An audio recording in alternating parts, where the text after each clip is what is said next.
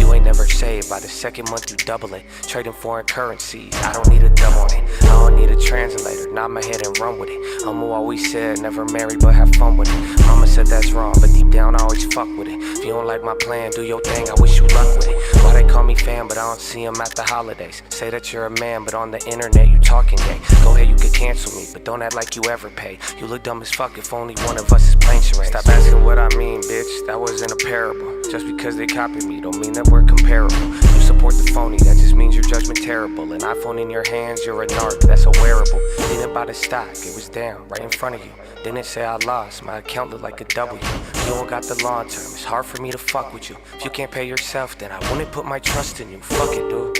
Hold my dick, I won't hold my tongue. Remember they were talking shit about Amazon when I was young. Oh wait, they did the same, it was Meta right in front of them. Think they'd have a little bit of shame from always looking dumb. Nah, they on a diet and it's humble pie. It's 2025, you could kick it, you ain't gotta lie. Made $1 million buying value, I don't buy the hype. My girl is really classy, all you ratchet bitches not my type. Why?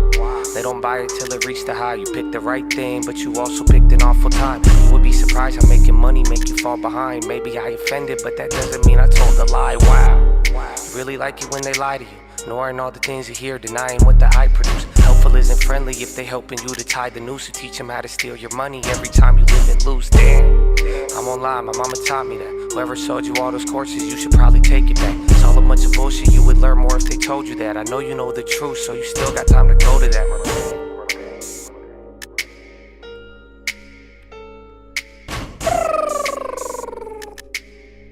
Oh, brother. Oh, brother.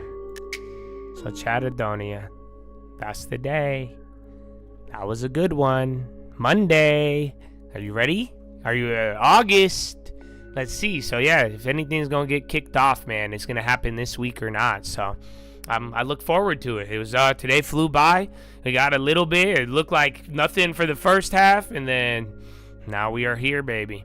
Now we are here. So go get your rest. I'll see you on the watch list. You'll be prepared. Oh, the law term. You already know the truth. You know the truth. Task Draco, bro. Are you kidding, bro? I love this song, but I want Jesus. Do you understand? I need to stop listening to murder music. That's my problem. For real, bro. I get hyped on it in the gym, but that's why I love the beat when he gave me the beat. But I love this song, but I'm like, bro, why do I just be listening to On the Block, on the Germany? What am I listening to? And I'm in there like swimwear, and this is before I have chin hair. I have chin hair. Why am I saying this? Trying to cuff me, just trust me. I love the police. But I think it gets me high. You just hoping to get there. I've done that. Fifth year. So many folded, but I'm too solid to. So many folded. Too solid. Your Robin still have the tag and them kicks weak. Before I continue, it's one thing I have to get clear. How did you get out on the murder in like 6 weeks? To look you see me outside with the burner, you're in Shit's Creek. How you be claiming that's your homie and y'all jumped on him? Pay attention to my story. You see me outside your household. Some more advice if I was you, I would have That's why I don't carry my guns outside. But you was probably busting off a pill. I'm a Dodger and I played every position on the field. See, it's different, bro. I don't know. I did it legally. That's all. But I love that song. I just wish he said Jesus to that beat. You know what I'm saying? I know, but you know the truth, man. All right, Chad. God bless you. God bless you. I know, bro. I need to stop listening. I don't like the murder music. It don't vibe with my spirit. But I like a good beat. That's my problem. You know what I'm saying? So that's it. But and then that's in there like swimwear. I think I've been saying that for like 10 years. I've been saying that. So he got me with the hook, bro. He got me with the hook. You know what I'm saying? That's it. In there like swimwear. I'm a big fan. I've been saying that, bro, for a minute now. So I understand. I feel him. That's it. If you know, you know. But I am gonna go pray with my birds, bro. It's exactly what I'm gonna do. Hey, I'm gonna go lift first, but actually, no, I'm not gonna go do that today. I don't have time for that shit, bro. Yes, we have a lot to do, but I'm gonna try to go there. Now that there's beds, I want to sleep there, and then I want to try to stream, so I gotta bring my computer and shit. I streamed from it that one time, so it's possible. Anything is possible. All right, but on that note, Chad, God bless you all. Have a wonderful day. Finish your day, bro, with energy and freedom, too. Please, fear nothing. Fear no man. That's it. Don't fear. After death, they can't do nothing to you, bro. That's it. You good. You don't have to worry about the gimp. Okay? You're fine, dog. So, for real, bro, live in peace and be blessed. The rest of your be excited. Bro, we got a treasure to uncover. You were sent here. Are you kidding? Go back to bed, dog. If you ain't... I'll just go, why ain't you... Are you kidding me? So, finger to the sky, baby. To God be the glory, and through the grace of God alone, all day, every day. We don't even deserve it, bro. And just remember what you trust. That's it, man. Man, you trust God. Don't even rely on the world, bro. You'll understand. Man is fallible. Don't trust the money. Don't trust the rich. We will eliminate poverty. You don't deserve poverty. Nobody does. That's a disease. We gonna fix it. We gonna heal it. Oh, you see what I'm saying? But rich, oh, that's a battle with yourself, big dog. Oh, yeah. So God bless, baby, and God and the Lord is with you, all of you, bro. You are a child of the light, baby. So have a wonderful one, and end it on that note, baby. And peace out. Yeah, I'm a child of the light too. Okay, fine, Josh. I'll tell you. I'm still. Where am I? I'll tell you where you are, Joe. You're not here. I'm making deals. Howard! Make Joe a chart. You are here. Show him where he's at. You know how many deals? I can't wait. Tomorrow. A lot of data tomorrow. Let's see what happens. Who knows? I bet it better be real. It better be. Exactly. We haven't heard from Kennedy ever since he had that little worrisome stroke, so I feel bad doing this one. So have a wonderful evening. I reclaim my time.